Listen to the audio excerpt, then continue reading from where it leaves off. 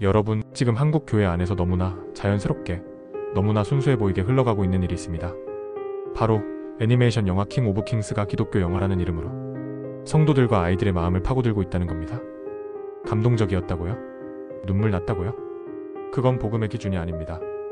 복음은 감동이 아니라 진리입니다. 그리고 오늘 그 진리가 이 콘텐츠에서 어떻게 무너지고 있는지를 신학적, 영적, 문화적으로 분석해 보겠습니다. 먼저 질문 하나 드리겠습니다. 진짜 복음이 세상에서 대중적으로 환영받을 수 있을까요? 예수님은 요한복음 15장 18절에서 이렇게 말씀하셨습니다. 세상이 너희를 미워하면 너희보다 먼저 나를 미워한 줄 알라. 복음은 죄를 드러내고 회개를 요구하며 오직 예수 그리스도만이 길이요 진리요 생명임을 선포합니다. 이 복음이 북미 박스 오피스를 휩쓸고 전 세계 언론에서 찬사를 받고 한국 대형교회 목사들까지 앞다퉈서 이건 봐야 한다라고 말하고 있다. 이건 환호가 아니라 경고입니다. 이 영화를 북미에서 흥행시킨 핵심 배급사 바로 엔젤 스튜디오입니다. 그런데 여러분, 이 스튜디오는 몰몬교 출신들이 설립했습니다. 몰몬교는 예수님의 신성을 부정합니다.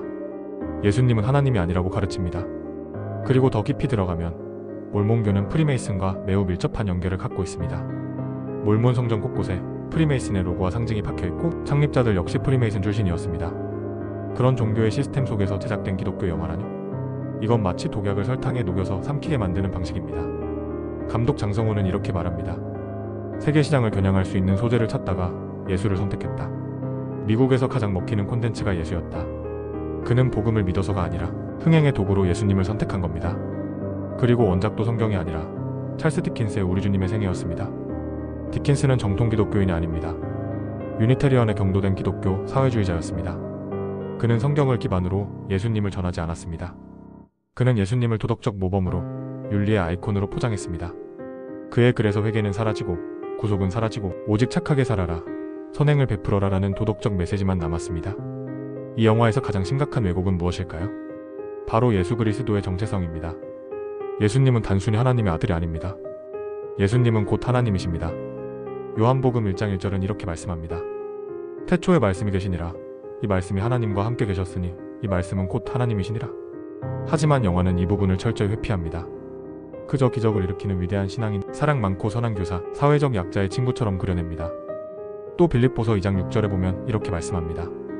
그는 근본 하나님의 본체시나 하나님과 동등됨을 취할 것으로 여기지 아니하시고 예수님은 하나님이셨고 죄 없으신 어린 양으로서 우리를 대신해 십자가에 죽으셨습니다. 그런데 영화는 그 대속의 개념조차 바꿔버립니다.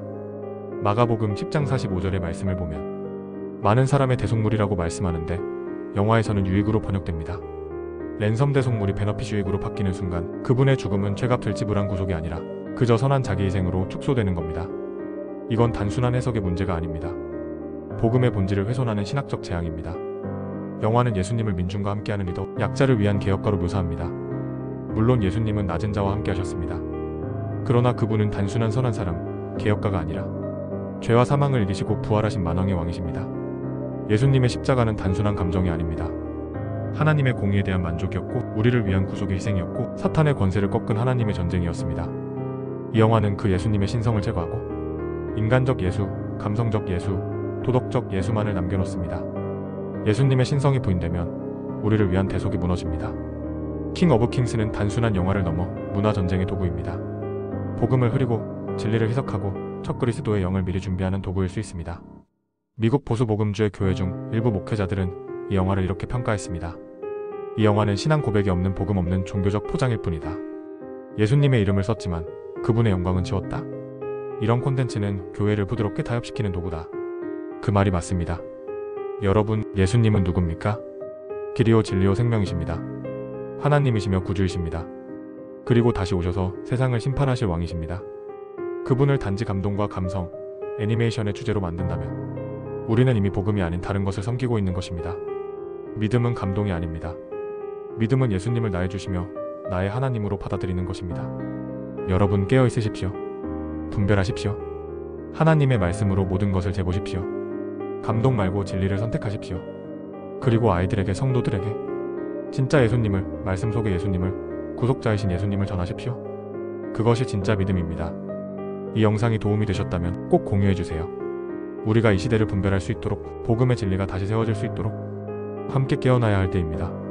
주 예수 그리스도의 이름으로 축복합니다.